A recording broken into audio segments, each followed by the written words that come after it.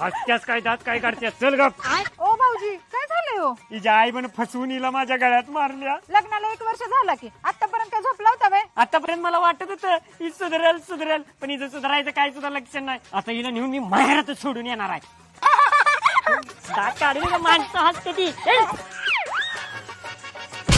अहो जावाय बापू एवढं चिडाय काय झालं तुम्हाला? काय झालं म्हणून काय विचारताय राव? कसली पुरगी गळ्यात मारल्या माझ्या.